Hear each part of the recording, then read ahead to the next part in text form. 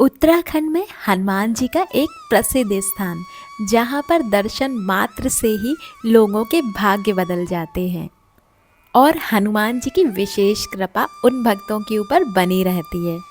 उत्तराखंड के कुमाऊं रीजन में स्थित कैंची धाम, जो कि बहुत ही फेमस है। कैंची धाम एक आश्रम के रूप में भी है, क्योंकि यहाँ पर प्रसिद्ध संत नीम करोली वाले बाबा का स्थान है। नीम करोली वाले बाबा के बारे में तो आपने बहुत सी कथाएं सुनी होंगी। बाबा बहुत ही चमत्कारी थे और उनके चमत्कारों के बारे में तो विदेशों में भी चर्चा है, इसलिए विदेशी पर्यटकों को यहाँ आना जाना लगा ही रहता है। देश और विदेश से बड़े बड़े लोग और सेलिब्रिटी यहाँ पर आते रहते हैं, जिससे ये मंदिर दिन प्रतिदिन और भी चर्चाओं में आता जा रहा है और फेमस होता जा रहा है। 15 जून को यहाँ पर आश्रम का स्थापना दिवस होता है और एक विशेष आयोजन यहाँ पर होता है। उसी टाइम पर भक्तों की भीड़ यहाँ पर बहुत ज़्यादा होती है। उस टाइम पर आप यहाँ आएंगे तो यहाँ मेला लगता है। इस वीडियो में मैं आपको कैंची धाम के बारे में संपूर्ण जानकारी दूंगी, तो जानने के लिए वीडियो को लास्ट तक ज़रूर देखिए। वीडियो अच्छा लगे तो लाइक कीजिए, चैनल को सब्सक्राइब कीजिए। कैंची धाम उत्तराखंड से अल्मोड़ा रोड पर नैनीताल से लगभग 17 किलोमीटर दूर स्थित है। तो यहाँ पहुँचने के लिए आपको पहुँचना होगा नैनीताल तक। बस से जाने वाले श्रद्धालुओं के लिए डायरेक्ट उत्तराखंड परिवहन की बस चलती है, जो कि आपको डायरेक्ट दिल्ली से नैनीताल तक ड्रॉप करती है। ये बस आपको लगभग 6 घंटे में नैनीताल तक पहुंचाती है और जिसका किराया लगभग 500 रुपये के समथिंग होता है। नैनीताल से आप शेयर टैक्सी या बस के माध्यम से कैंची धाम तक पहुंच सकते हैं, जिसमें आपको 40 मिनट का टाइम लग जाता है। बस का किराया लगभग 60 रुपये पर पर्सन के समथिंग होता है। आप ट्रेन से पहुंचना चाहते हैं तो दिल्ली से आपको काठगोदाम तक के लिए ट्रेन लेनी होती है। काठगोदाम से आप डायरेक्ट शेयर टैक्सी करके कैंची धाम पहुँच सकते हैं। काठगोदाम से डायरेक्ट कैंची धाम तक पहुंचने के लिए शेयर टैक्सी करने पर शेयर टैक्सी का चार्ज आपको 1800 से 2000 के लगभग पड़ जाता है। काठगोदाम से आप पब्लिक ट्रांसपोर्ट की बस से भी जा सकते हैं,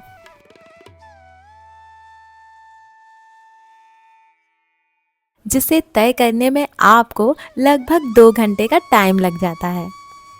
कैंची धाम में कहाँ रुक सकते हैं, तो इसके लिए आपके पास 2 ऑप्शन हैं। या तो आप कैंची धाम में रुक सकते हैं या फिर आप नैनीताल में रुक सकते हैं।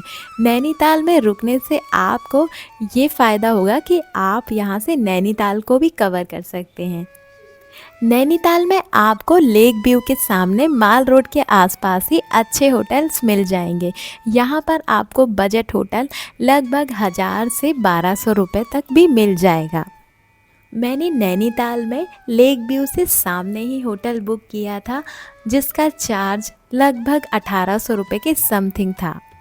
इसके अलावा आप कैंची धाम में रुकना चाहते तो यहाँ पर भी बहुत से आश्रम और होटल्स बने हुए हैं, जो कि हर बजट में उपलब्ध हैं।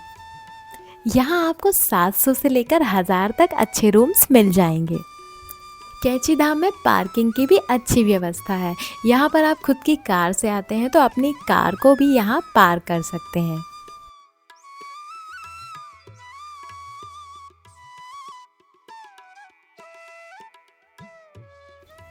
यहीं से लड्डू प्रसाद काउंटर बना हुआ है। यहाँ से लड्डू प्रसाद लेकर आप जाइए कैंची धाम में बाबा जी के दर्शन कीजिए।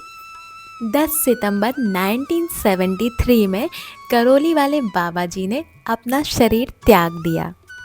उनकी अस्थियों से युक्त कलश को कैंची धाम में स्थापित कर दिया गया। तब से ये आश्रम करोली वाले बाबा के नाम से फेमस हो गया। बाबा को पहली बार लोगों ने करोली स्थान पर नीम के नीचे बैठे देखा, इसलिए उनका नाम करोली वाले बाबा रख दिया गया।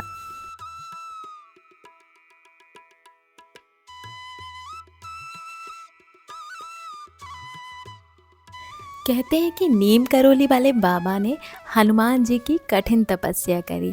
वे हनुमान जी के अनन्य भक्त थे, जिससे उन्हें बहुत सारी सिद्धियां प्राप्त हुई। कहते हैं कि 11 साल की आयु में बाबा का विवाह हो गया था और कुछ समय बाद उन्होंने घर त्याग कर दिया था। 17 वर्ष की आयु में उन्हें ज्ञान की प्राप्ति हुई।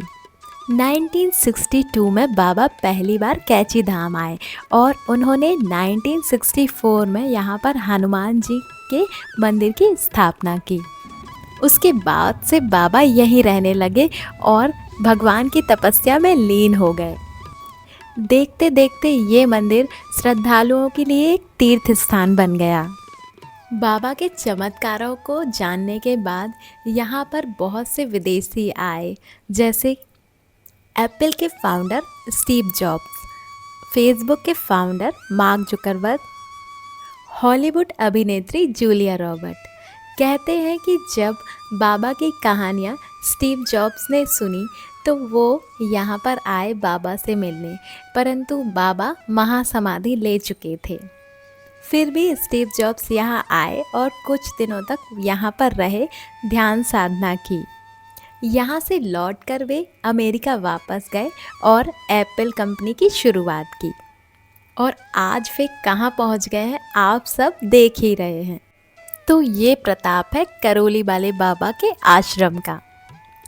मेन गेट से जब आप एंटर करते हैं तो सबसे पहले आपको दिखेगा वैष्णो माता का मंदिर और यहीं पर हनुमान जी की प्रतिमा भी स्थापित है।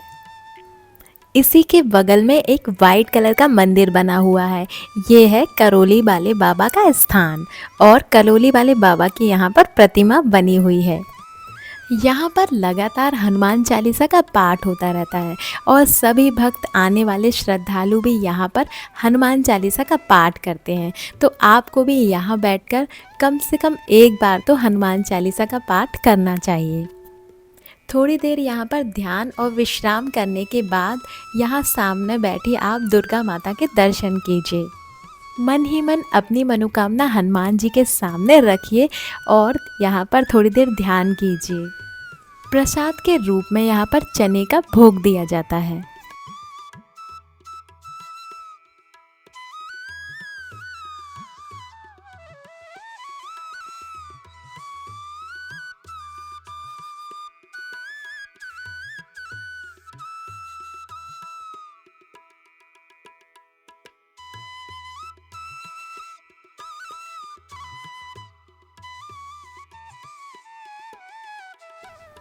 कैची धाम बाबा की सबसे पसंदीदा जगहों में से एक है, इसलिए बाबा हर साल गर्मियों की छुट्टी में यहाँ आ जाते थे।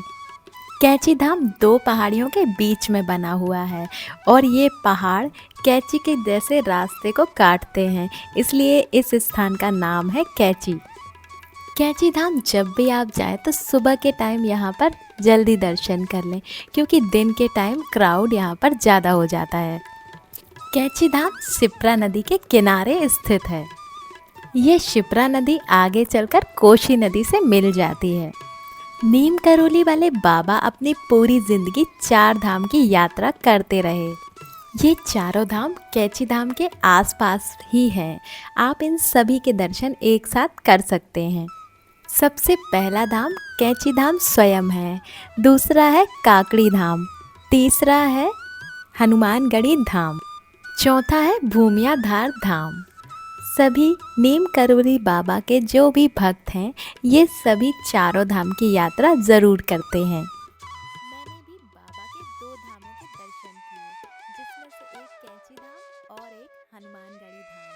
हनुमानगढ़ी धाम भी मेन रोड पर ही बना हुआ है, जो बहुत ही सुंदर है।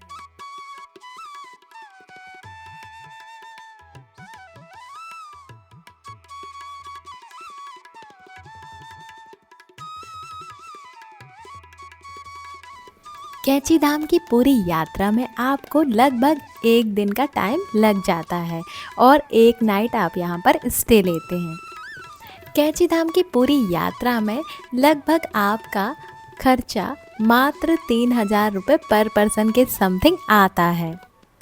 इसी तरह के ट्रैवलिंग वीडियो और मंदिरों के बारे में जानकारी लेने के लिए वीडियो को लाइक करें, चैनल को सब्सक्राइब करें। धन्यवाद।